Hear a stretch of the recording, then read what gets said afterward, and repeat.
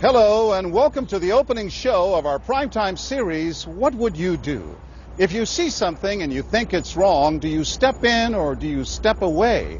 What people say and what they do aren't always the same. That's why our hidden cameras are so revealing. In our first scenario, we weren't sure what to expect when our opinionated man behind the counter meets the Muslim woman in a headscarf. Deep in the heart of Texas, at this little roadside bakery, bigotry is being served with the coffee and bacon. Sir, I had a question. No, ma'am. We don't serve Muslims here. I'm sorry? This is America. We're at war with your people. I don't know what you think I am. I'm just trying to get an apple. Well, you're a terrorist is what you are. So, excuse me? You got to take your business elsewhere. We don't serve your kind here. The other customers at this bakery near Waco seem to hear everything, but they barely look at the Muslim woman, even when the language is tough to take.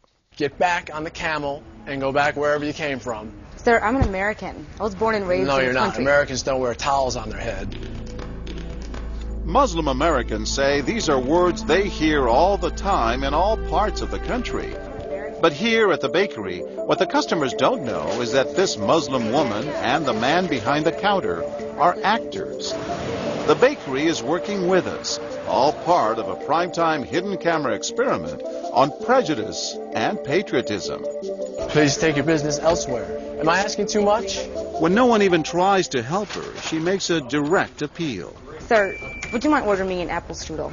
That's why I'm here. I can give you the money. I have no problem. That's not a problem with the money. Please no, sir.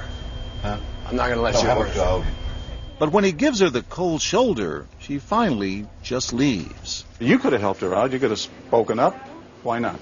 Me speak up for her? Well, if he would try to do some harm to her or something, then I would have. But why not try to set him straight? I really think that a person that owns his own business should be able to say who they sell to. She's not American. Others seem to agree with our actor as to who's an American and who's not. Is it all based on the way we look? I'm an American citizen. I just would like an apple strudel, please. Well, I'm sorry. Then why don't you dress like an American? You're so American. This is for religious purposes, sir, and I don't think you have any right to say anything So about I'm religious. I don't wear, Halloween costumes around. I mean, am I wrong here, sir? Not me. I run my business the way I want to run. That's right. Don't come in here without shoes and skirt on. This customer is adamant that the man behind the counter is doing the right thing. I'm ready for you. But the fact is, it's against the law to deny service to someone based on their race or religion. My name is John Quinones, and I'm with ABC News. What did you think of what you heard here? I didn't hear anything racist. He told her he wouldn't serve her. Well, he can say he wouldn't serve you if you come in here barefooted without a shirt on. But she wasn't barefoot or without a shirt on. Well, she wasn't dressed right. What do you mean? If I was running a place, I'd do the same thing. You wouldn't let Muslims shop at your store? I sure wouldn't. We never expected customers to be so candid. How do I know you don't have a bomb in there? Watch what happens this time when, once again, our Muslim woman is denied service. This is not right. And again leaves. I mean, we reserve the right to not serve. That's right. Certain kind. That's right. That's, I appreciate saying that. I think that's the first time I've ever seen that. He not only commends the man behind the counter for his discriminatory behavior, but he gives him the thumbs up, not once, but twice. Good job. All right. As he leaves. Sir, can I talk to you, sir, for a second? But when I approach, Sir, we're with ABC News. there is no thumbs up for me. We staged a little experiment in there to see how people would react to that kind of attitude. You're not an American. I am an American. That man took it a bit farther, telling me I'm not an American. He was threatened. Jack DeVideo is a social psychologist at Yale University. So when we as Americans feel threatened from the outside, we're going to define ourselves in very rigid fashions. Either you're with me, and if you're not really one of me, then you must be somebody else who's against me. The young woman in our experiment is an actor, but for this woman, discrimination is all too real. Nahaya Javed helped us design our experiment. Although born in Chicago, she says she's constantly characterized by fellow Americans as the enemy. They always start off with, you're a terrorist, Osama lover, towel head, camel jockey, on and on. While attending college in Texas, she says she continually suffered verbal abuse and has even been physically attacked just because she's Muslim. They assume I'm not from here, and if I tell them I'm American, they're like, no, you're not. Just because you were born here doesn't make you American. And I'm like, so what makes you American? It's a daily battle. Mm-hmm. And I don't feel like living in America, I should have to fight this battle. Meanwhile, back at the bakery, our actor is at it again. But how do I know you're not a terrorist? Terrorists look like you. But this time the customers are sympathizing with the Muslim woman. You got a question. Come on, go along. Right, I know, but can you blame me? Yeah, I can blame you, actually. Why? What's the problem? All right, we'll get out of here. You need to go yourself, actually, what you need to do.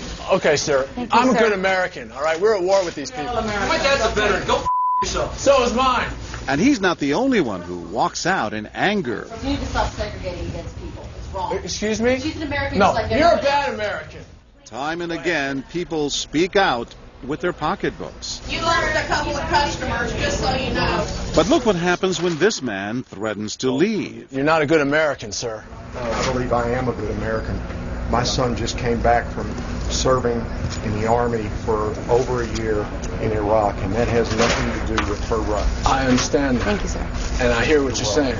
But I can't believe you would be so discriminatory. I'm deeply offended by that. I'm sorry to offend you, sir, but I've got to live with myself. Seething, the man vows to fight back.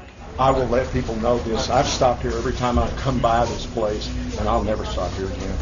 Why did folks get so upset? They saw an injustice. It's justice that binds us together. It's justice that makes us a society. Any threat to that kind of sense of justice and fairness undermines the entire system. You're really not going to serve her because of what she's wearing? No, I'm not.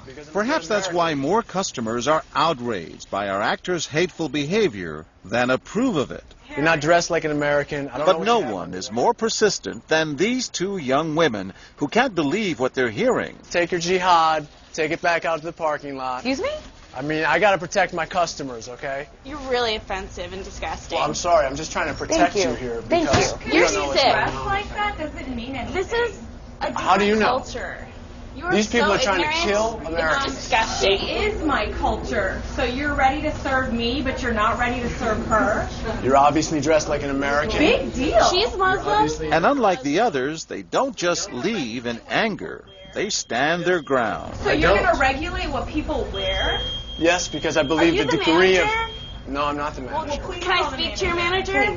I'm John Quinones with ABC News. It's only when we catch up with our heroines that they finally let their guards down. I'm with my friend who's, Muslim, and it's, I've just seen how people treat them differently. And it really hurts me.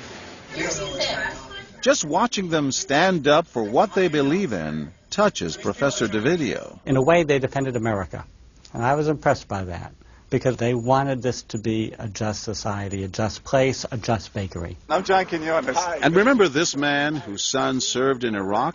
He's also moved to tears. Every person deserves to be treated with respect and dignity. No matter how they're in every dressed. situation, no matter how they're dressed. Never have we seen reactions so polarized, from a thumbs up for prejudice to an emphatic thumbs down. Go yourself. Two different Americas, both convinced they're patriotic. At the end of the day, 13 people stood up for the Muslim woman, while 6 sided with the clerk. But the majority of the bystanders, 22, did or said absolutely nothing.